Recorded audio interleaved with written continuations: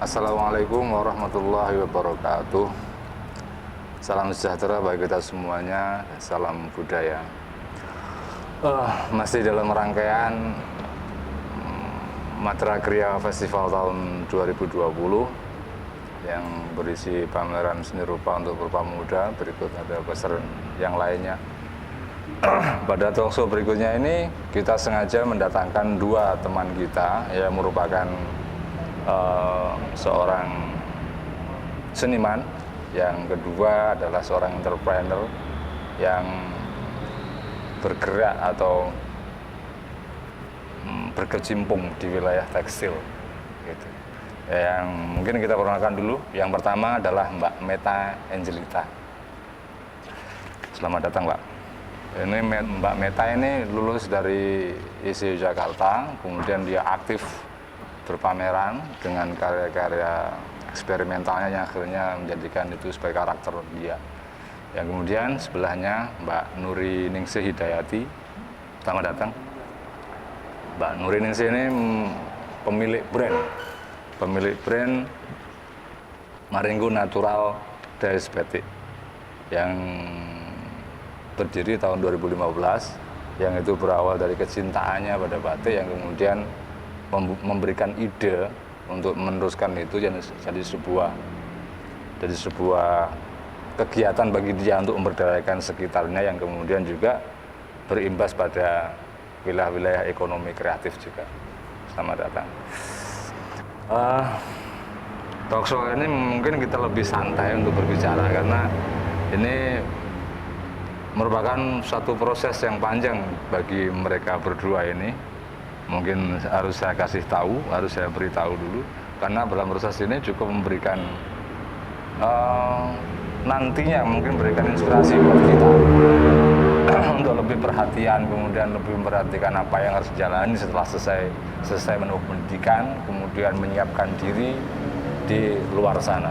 Oke, untuk Mbak Meta yang pertama ini, saya pengen nanya sih,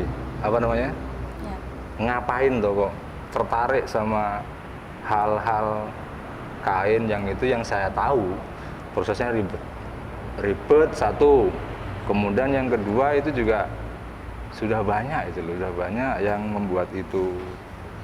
Apa yang membuat Mbak Meta ini mungkin tambah semangat di wilayah itu? Monggo, silakan. Ya, kalau untuk di tekstil mungkin karena memang bergelut di bidang itu dari dulunya, juga SMK-nya juga tekstil. Oh iya, SMK-nya dulu di mana? Di Pontianak. Oke. Terus lanjut. Dan masuk ke ISI juga tekstil juga. Nah, sampai akhirnya mungkin karena ngelihat beberapa teman juga dengan karakternya masing-masing, akhirnya mencari untuk apa ya yang bisa jadi karakter saya. Kayak gitu. Akhirnya ketemulah di 2015 itu proses pertama kali nyoba untuk teknik crash dyeing. Crash dyeing. Oke. Karat ya? Iya, karat. Oke, siap.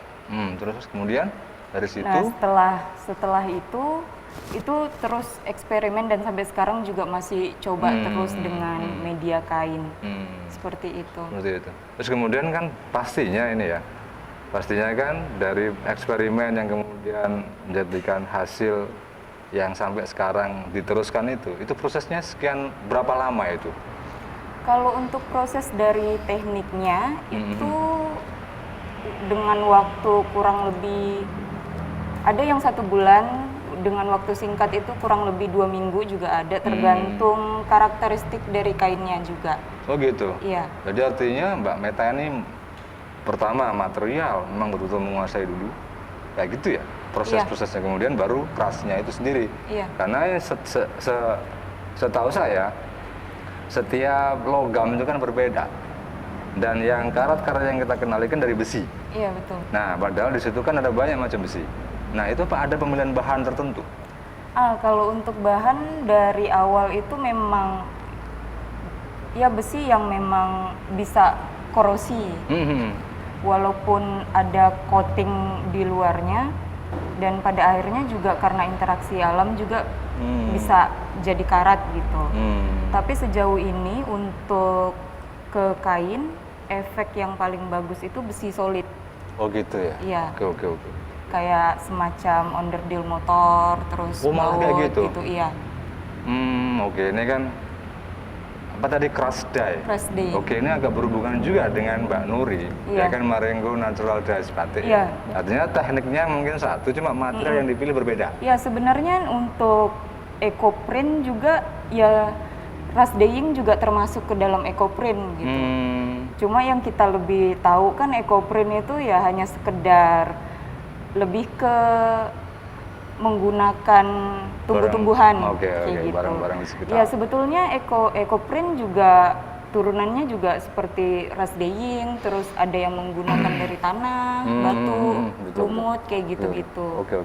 Dan salah satunya juga dari ecoprint yaitu crush dyeing juga. Nah ini proses Mbak Meta ya. Terus kemudian kan tak sambung juga ini sama Mbak Nuri, kan hampir sama ini ya. Nah, Marengo kan mulai tahun 2015 nih ya. Ya. Itu mulai kan saya bicarakan di wilayah masalah entrepreneurnya ya. Mengawali, memantapkan diri untuk menuju wilayah itu mulai terjun di situ langsung, ini memang untukku agar aku bisa berdaya, atau melalui proses pelan-pelan itu, branding itu berjalan. Boleh diceritakan itu? Jadi untuk proses ke Marengo ya, itu memang berawal dari ketika tugas akhir kuliah di S1 ya. Seni Kriya. Nah di situ saya eksplorasi tentang warna-warna alam, bagaimana seni kriya menjadi satu kesatuan dalam karya waktu itu. Itu tahun 2014 ya. Nah dari situ waktu itu saya menggabungkan antara skill dalam batik, kemudian skill pewarnaan, kemudian bagaimana penyatuan antara, waktu itu saya mengambil tema dari Indonesia dan Jepang. Jadi jadi budaya Indonesia itu motif-motif tradisional, dan budaya Jepang waktu itu saya mengambil ini bunga sakura.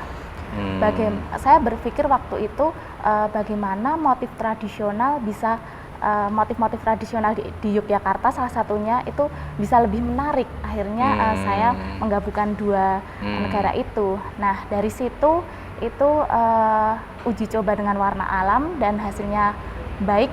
Alhamdulillah waktu itu memuaskan. Nah dari situ setelah lulus bagaimana skill seni kriya ini saya salurkan ke pengembangan daerah saya. Jadi saya mengajarkan ke ibu-ibu daerah, salah satunya ada di Yogyakarta dan di Klaten. Nah dari situ mulailah berkembang. Jadi ketika setelah 2015 itu mulai berkembang, akhirnya mulai muncul untuk bagaimana kalau ini SDM sudah ada, kemudian saya menggali lagi desain, motif, kemudian muncullah saya membuat brand Marengo itu. Oh gitu. Tapi waktu itu pas menggabungkan antara Jepang dan tradisional kita, apakah udah terbayang ini bakal, saya pengen nih target marketnya Jepang?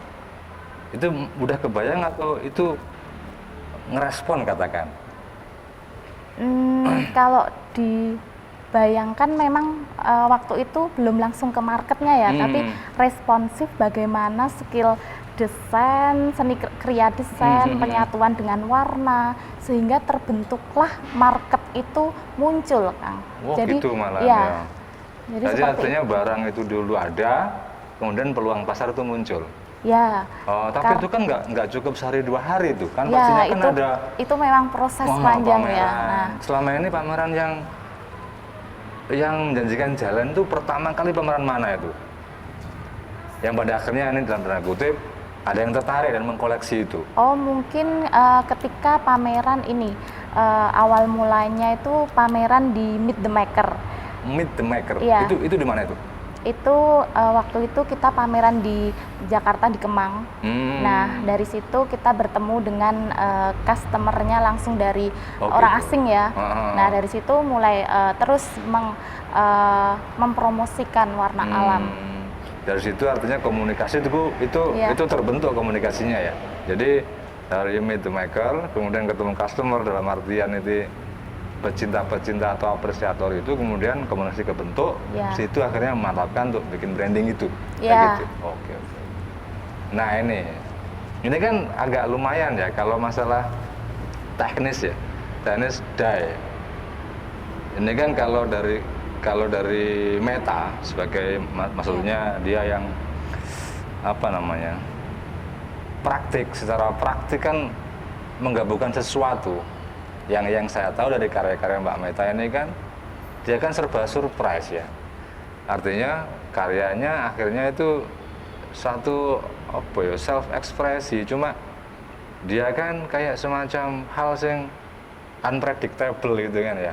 Iya betul. Maunya apa, artinya karya itulah saya, kan kayak gitu. Nah di saat yang sama ketika industri dye itu banyak dikenali, ada nggak gelitikan yang pengen memperluas karya yang eksperimen itu untuk jadi satu bentuk-bentuk craft gitu yang artinya itu dipasarkan di luar keberadaan karya itu sendiri? Iya, sebetulnya udah mulai kayak baju yang saya pakai juga untuk lebih ke ini keras ya? Oke. Untuk lebih ke produk juga, cuma kalau untuk sekarang masih fokus ke fine artnya dulu. Oh gitu. Iya, jadi kalau untuk baju atau craft yang lain yang untuk digunakan masih untuk pribadi. Tapi kalau standar keamanan katakan ini kan, itu gimana itu? Karena orang kan kalau orang belum begitu paham ketika dia ditransfer ke kain, apakah itu aman buat kulit katakan? Apakah itu nanti akan luntur? Apakah itu nanti akan semakin meluas atau mengoyak kulit? Karena dia kan jalan terus ya. Iya. Itu ada treatment tertentu nggak? Jelas pasti ada. Ada ya? Iya. Oke. Jadi meyakinkan mereka itu ya? Sebenarnya untuk teknik cross dyeing juga ketika ditransfer ke kain itu setelah prosesnya selesai, itu kainnya akan dinetralin. Jadi kadar asam yang ada di kainnya juga dinetralin, karena kalau nggak dinetralin juga kainnya bakalan rapuh. Iya kan terus oksidasi ya. Betul. Jadi proses penetralisir dulu, terus ya udah kainnya bakalan aman. Udah ready to wear gitu ya. Iya. Oke. Sebenarnya kalau untuk karat aman apa enggak untuk kulit, sebetulnya di pewarnaan ecoprint juga pakai tunjung itu ekstraksi dari karat juga gitu. Sebenarnya ya aman aja. Artinya kan ya hampir sama gitu. Buat kalian berdua kan artinya kan butuh juga bentuk edukasi ya. Iya, benar. Kan nggak semua orang itu tahu, apalagi masalah motif ya. Biasanya kan target pasarnya kan kalau umum itu kan mereka banyak kriteria pasar ya. Iya betul. Ada yang ngasal saya suka ini saya beli. Tapi mereka kadang nggak melihat itu amankah tidakkah, karena anda kan orang dari akademis berangkatnya, artinya kan harus ada unsur edukasi juga. Iya. Nah caranya kayak apa itu? Edukasi itu muncul bahwa iki aman loh, ini aman, ini awet loh, ini bisa loh buat investasi, katakan kayak gitu. Iya. Gimana tuh cara nyampeinnya itu untuk kalian berdua? Kalau untuk sekarang mungkin di era sekarang yang Instagramable banget dari caption Instagram, ya kita nggak bisa ngobrol secara langsung. Iya, dan juga melihat mereka nggak juga kan ya. Dan beruntungnya dengan adanya media tersebut kan ya melalui caption, ya diterangin kalau tekniknya aman. Gitu. Untuk Mbak Nuri? Ya, jadi memang hampir sama ya. Hampir sama juga. Kita memang kami di Maringgo itu karena menggunakan bahan warna alam, salah satunya juga menggunakan tunjung itu. Bagaimana untuk memberitahu kepada konsumen itu biasanya kita memang ada tulisan di caption di name tag-nya si produk itu. Nah, iya. Bahwa iki dibuat dari ini bla bla bla aman dan seterusnya gitu ya. Iya. Dan karena satu lagi kalau saya di dunia bisnis itu memang untuk daya tahan luntur kayak gitu kita sudah eksperimen, Kang. Jadi kita sudah punya SOP khusus untuk bagaimana warna ini akan diproduksi lagi, akan dibuat lagi kontinu, tidak hanya satu kali proses, tapi bisa lagi untuk selanjutnya, dan itu sudah ada tertata, terstruktur gitu loh. Oh gitu. Itu di seni di tempat kami seperti itu. Tapi itu ketentuan semacam itu berlaku di setiap tempat atau cuma di sini aja? Kan kabarnya kan Mbak Nuri kan udah pernah kemana lah di luar Indonesia katakan. Kita juga nggak cukup tahu apakah mereka juga mengetahui hal itu secara detail, masalah ini aman untuk dipakai, terus masalah bahan dan seterusnya. Apakah di luar sana juga mereka menerima hal yang sama maksudnya? Tentu mereka sangat menanyakan sekali bagaimana produk ini apakah nantinya luntur ataukah dan nanti gimana kalau diproduksi lagi, bisa nggak saya pesan ini kayak gitu tuh memang kita harus mempersiapkan itu. Nah di tempat kami memang bagaimana itu nanti sudah tidak luntur lagi itu apa ya namanya, sudah punya sistem lah, Kang, kayak gitu. Oke.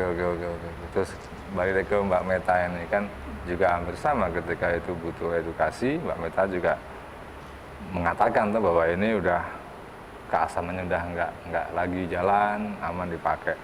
Terus akhirnya kan define artnya. Terus penyajian karya sampai hari ini yang saya lihat itu kan pada tekstil dan kemudian besi padat. Kalau karat yang lain, katakan pakai apa namanya, tembaga atau kuningan, pernah nggak dicoba dan diaplikasikan? Nah kalau untuk itu pernah nyoba, tapi untuk efek transfernya ke kain itu kurang keluar warnanya. Mungkin karena basic karatnya dari kuningan itu kan dia lebih ke apa ya, warna hijau-hijau. Ya, jadi untuk ke transfer ke kainnya dia lebih pudar. Jadi nggak terlalu sekeras karat kayak di besi padat kayak gitu. Nah, terus akhirnya menuju pada konsep sekarang sih. Ya. Sebenarnya secara material pilihan itu kan pastinya kan tidak melulu masalah visual aja toh. Itu kan saya kira kan memang bahasa tanda yang Mbak Meta terapkan di satu media itu. Jadi pertanyaan memilih karat sebagai media ekspresi itu kayaknya kan masih jarang ya, atau belum ada ya? Sudah ada tapi jarang ya? Sudah ada. Nah itu kan cukup menarik ini. Katanya kan seringkali kan kita menghubungkan karya kan dengan masalah apa ya, satu hal yang sublim yang ada dalam diri yang kita ternyata dengan kita bekerja itu tersampaikan melalui itu. Iya. Nah itu karena tuh memang selain sudah eksperimen segala macam, itu memang diniatkan sebagai apa sih kalau define artnya ini? Sebenarnya kalau untuk teknik karat kenapa lebih fokus ke teknik itu? Yang pertama mungkin untuk pewarnaan di tekstil masih minim banget di Indonesia. Tapi kalau untuk di luar negeri, ya ada beberapa seniman yang memang karyanya, fine artnya memang fokus ke rust dyeing tekniknya gitu. Oh gitu. Terus juga dari situ akhirnya melihat media tekstilnya juga, ya akhirnya ada beberapa karya yang lebih ke fabric sculpture juga.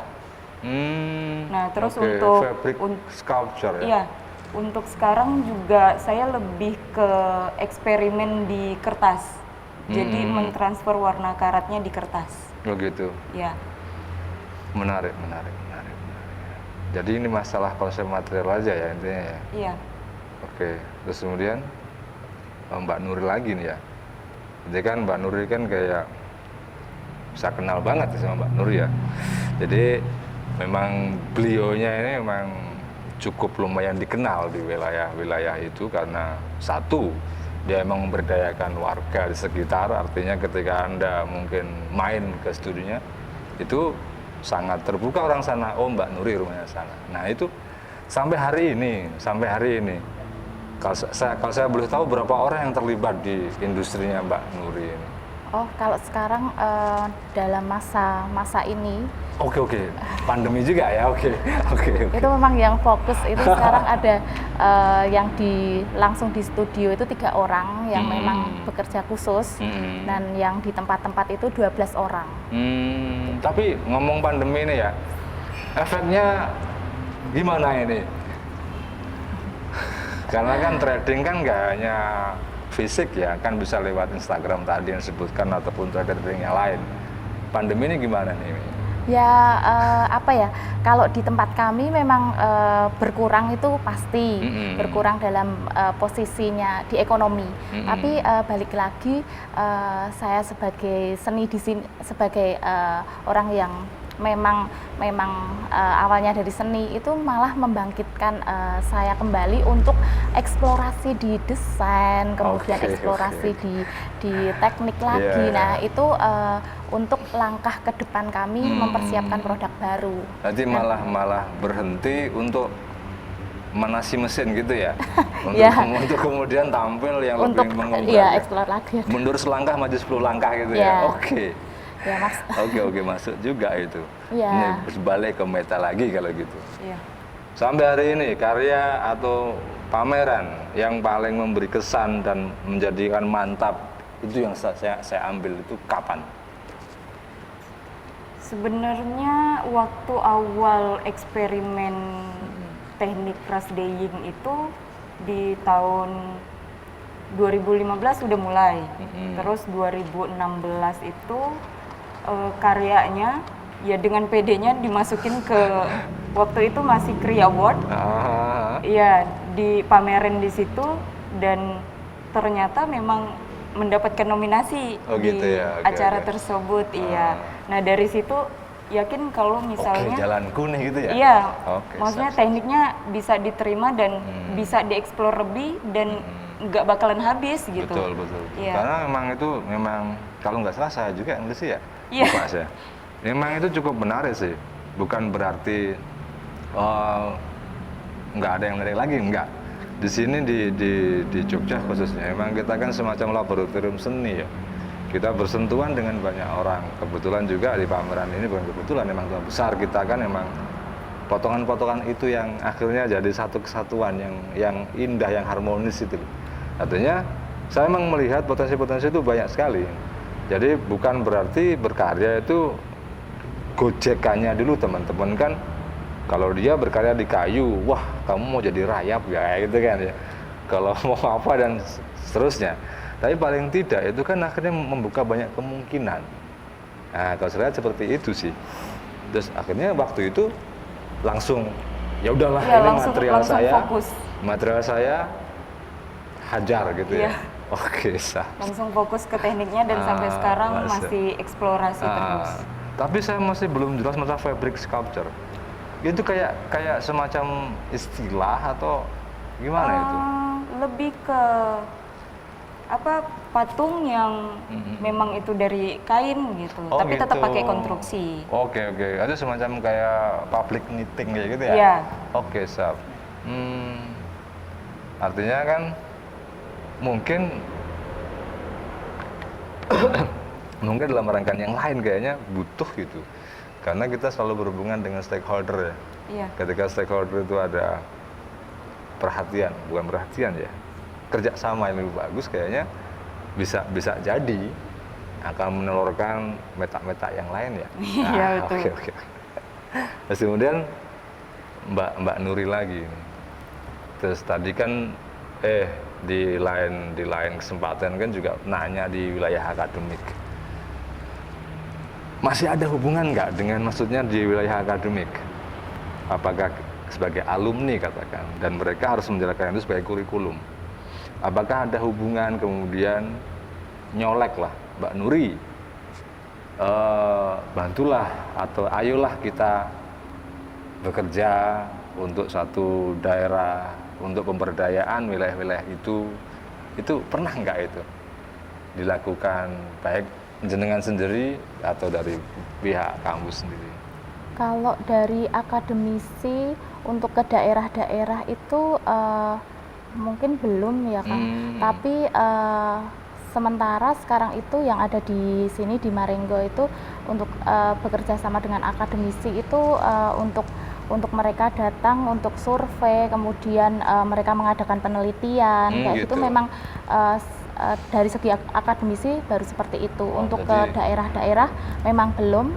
Kalau dari akademisi belum. Ya. Kayaknya itu sebagai apa sih ya, hal yang harusnya lebih partisipatoris gitu ya.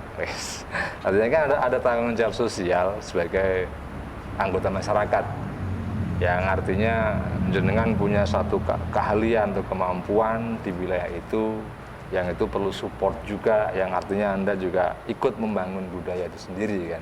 Saya kira cukup menarik kalau nantinya itu misalnya dari 3 orang yang bekerja dan beberapa orang yang di luar itu bisa jadi kan jadi potensi yang baru. Kalau menurut Mbaknya itu sejauh mana eksplor nantinya dari Marengo itu sampai mana nanti? Tetap di wilayah itukah atau menuju kemanakah? Kalau sekarang memang kita tidak membatasi ya untuk sampai ke luar, tapi sekarang memang baru fokus di 2 tempat itu. Jadi kedepannya juga pastilah pengen ke daerah mana lagi.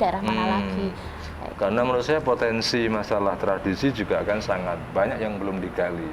Ketika teknik itu kemudian dipadu dengan tradisi, setidaknya masalah edukasi ini cukup mengambil bagian penting kan.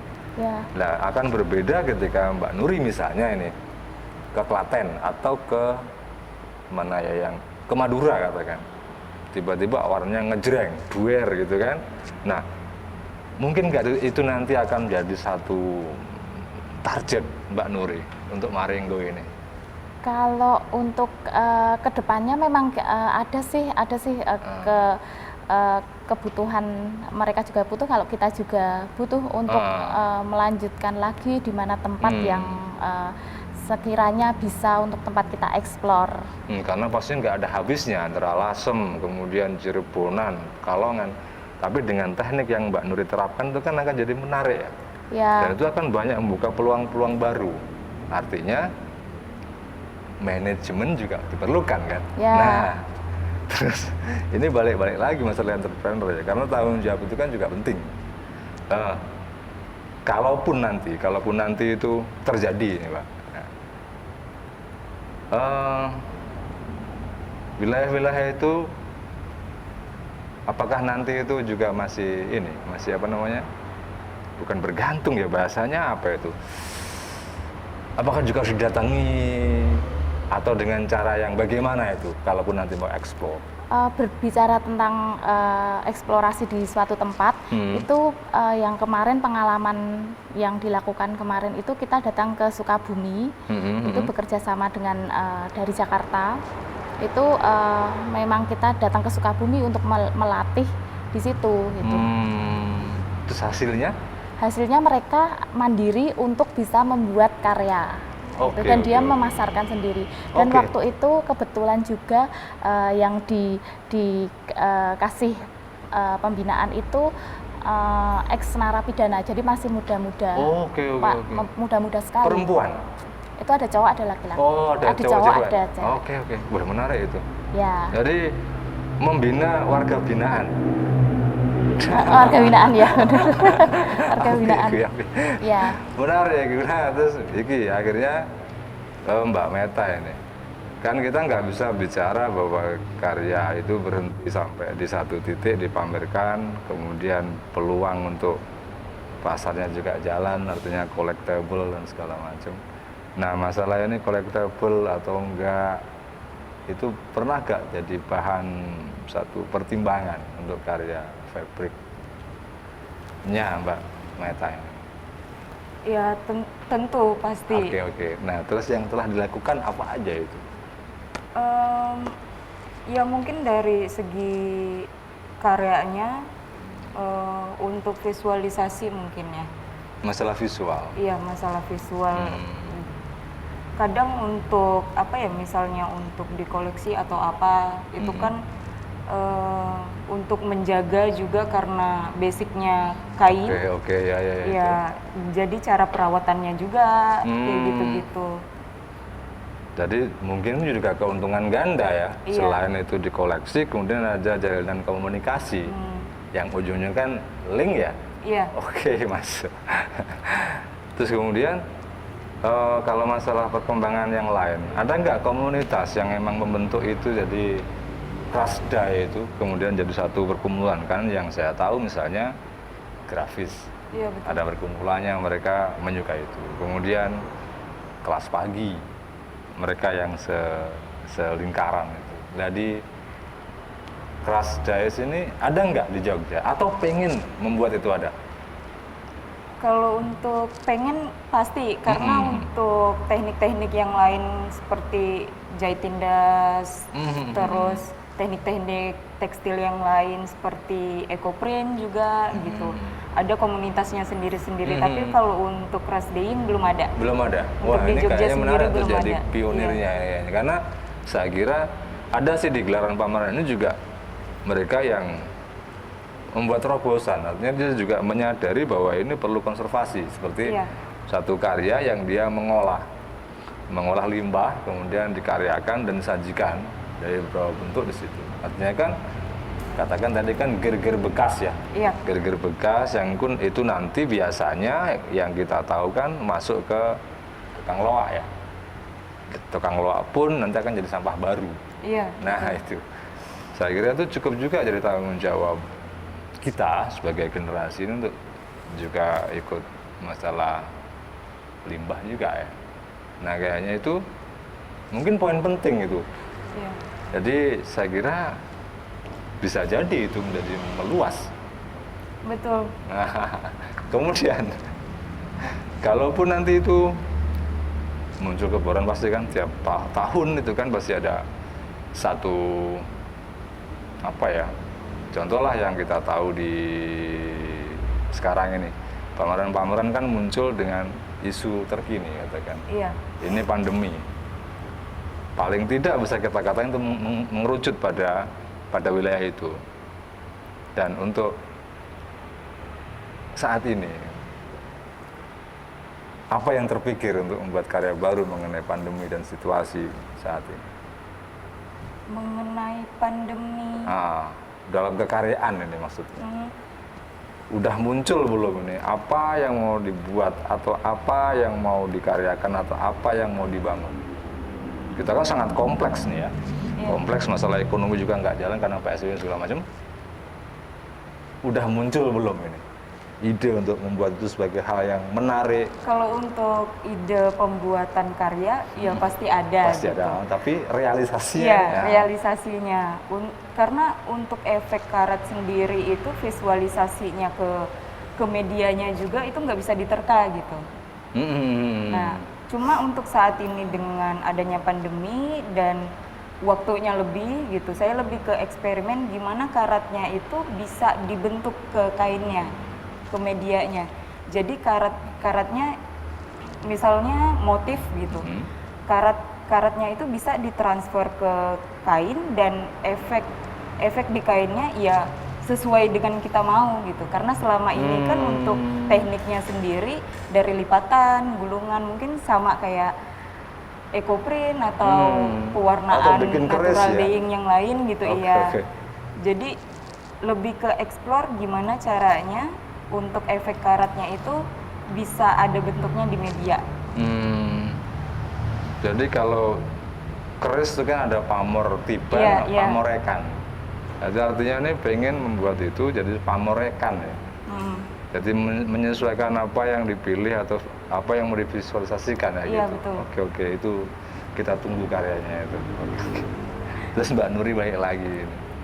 Terus ini kan apa namanya, kita juga nggak tahu kapan pandemi yang tadi dikatakan juga sedikit mengurangi aktivitas. Yang artinya kan perputaran ekonomi kan nggak begitu bagus nih ya. Persiapan-persiapan yang lain merespon itu untuk nanti setelah kita mungkin selesai atau kita berdamai dengan pandemi ini, apa yang sudah disiapkan ini? Jadi begini, kami memang dari kemarin itu fokusnya untuk pameran itu ke offline ya, offline.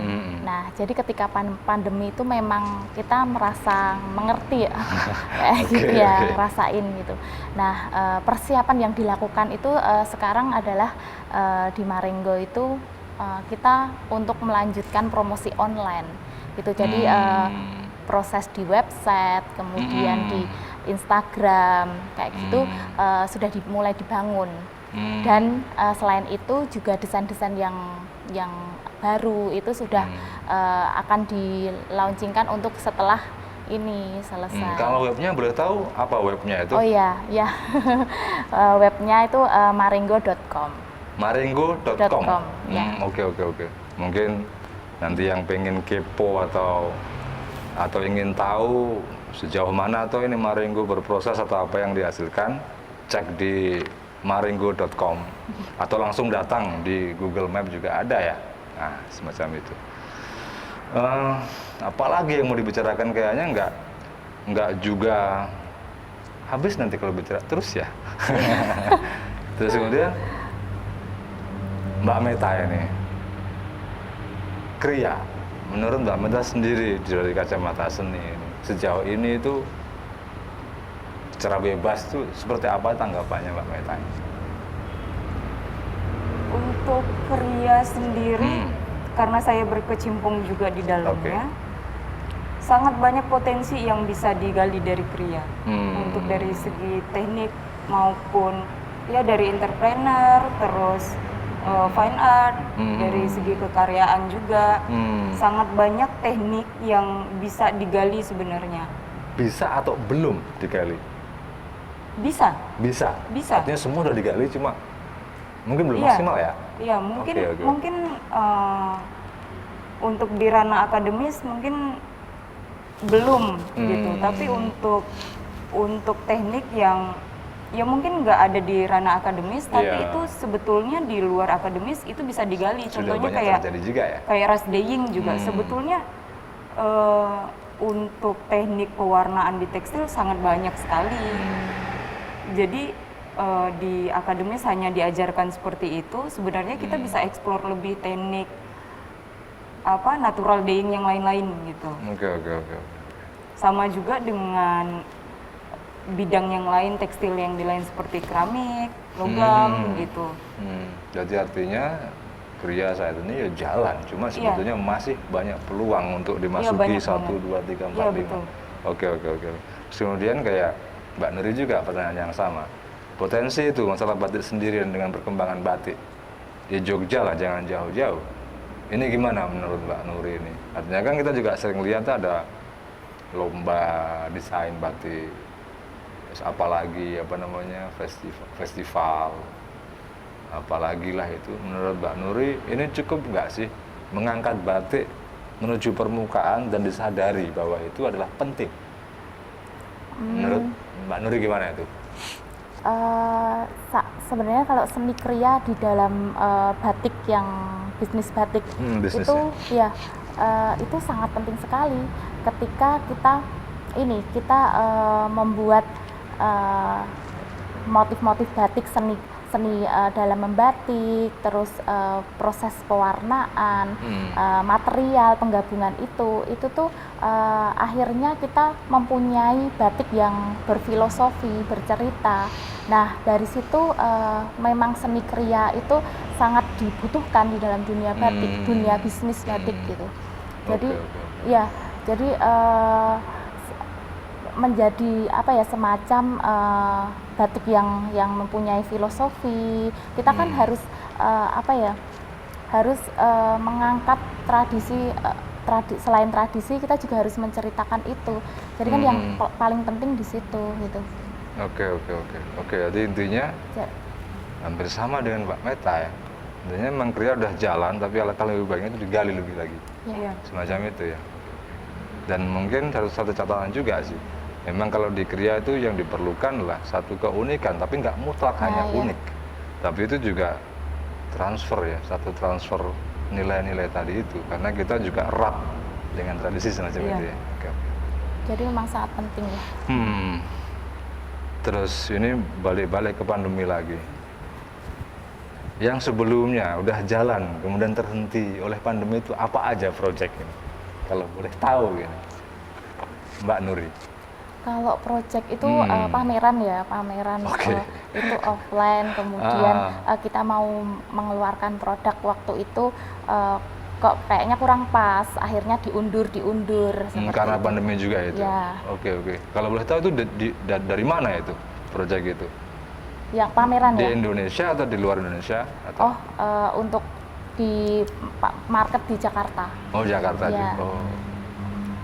Jadi artinya karena pandemi ini akhirnya kena imbas juga ya? Ya, tapi memang selain itu juga untuk kita menuju online itu kan kita terhubung di antar negara ya. Nah, dari pandemi itu kita justru malah bisa peningkatan ke situ, ke langsung online dan langsung ke negara itu. Oke.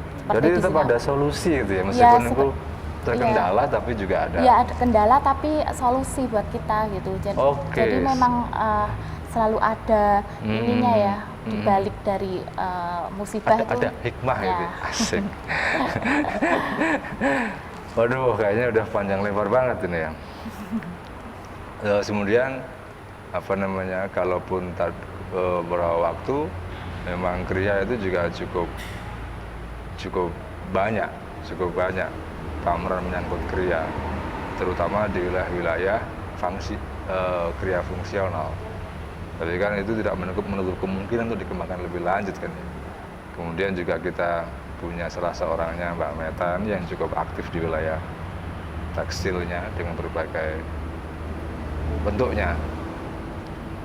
Terus Mbak Meta sendiri, yang saya tahu Mbak Meta kan bukan asli daerah Jogja.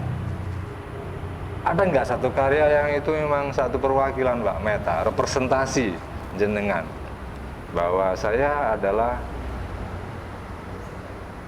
sebutannya ya anak daerah Kalimantan kayak gitu? Ada nggak yang karya itu diniatkan atau secara nggak sengaja itu tertransfer, atau pengen nggak menerjemahkan itu di setiap karya atau salah satu karya aja? Kalau untuk karya yang berhubungan dengan kota asal, ada beberapa, tapi untuk visualisasinya lebih ke hutan tropisnya. Jadi semacam daun-daun, ya bunga-bunga kayak gitu. Karena kan itu juga akan sangat luas saya kira. Karena pastinya seni kan nggak lepas dari isu, terlebih masalah itu tadi yang hutan dan seterusnya. Terus kalau Mbak Nuri lagi ini, sejauh ini natural dye yang saya tahu kan tie dye itu ada shibori segala macam, jumputan kalau di Jawa ya, jumputan itu. Terus sebenarnya ada enggak sih satu motif Indonesia yang memang di awalnya itu memang jumputan? Ada enggak itu? Atau itu explore? Atau memang itu ada asli dari Indonesia? Ya. Ada itu. Kalau sebenarnya gini Kang, kenapa saya tertarik dengan salah satunya selain batik itu budaya Indonesia jumputan itu. Nah itu tuh memang ketika saya membaca itu tuh dikatakan sama Nian Jumena. Itu ternyata motif jumputan itu tuh ada ceritanya tuh sama kayak cerita batik. Nah, kayak misalkan motif bulat itu ternyata referensinya dari matahari, ya. Terus kemudian jadi teknik sebelum mengarah ke situ itu jumputan itu namanya, kalau jumputan kan diikat, teknik ikatan, sedangkan yang dijahit jelujuran itu kalau di Jawa itu namanya trite. Ya, sedangkan di Kalimantan tuh namanya sasirangan. Nah, itu Kalimantan Selatan loh. Ya. Terus kalau di Sulawesi ada namanya roto. Nah dari situ saya tertarik untuk Berarti di Jawa di tempat saya itu memang namanya trite selain nama jumputan. Kalau jumputan ikatan, sedangkan nama si trite itu dari jahitan. Ini kan menarik sekali. Oh, tapi orang gimana caranya saya mengedukasi itu gitu. Nah, selain itu, selain ketertarikan saya di situ, ternyata motifnya itu sama kayak batik, ada cerita-ceritanya itu. Ada itu tadi yang bulat itu dari matahari, kemudian yang apa namanya,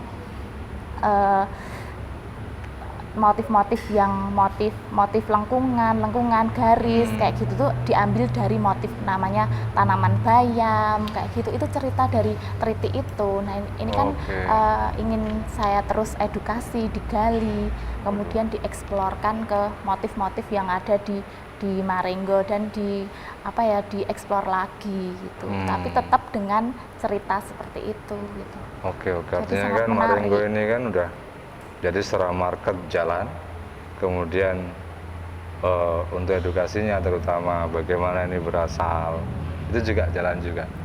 Terus bagaimana tentang beberapa waktu yang lalu itu mungkin satu semacam teknik marketing ya, namanya slow design atau apa. Di situ penerapannya kayak gini, mereka menolak sesuatu yang serba cepat. Akhirnya beberapa pelaku seni ini mengaplikasi itu di wilayah marketnya.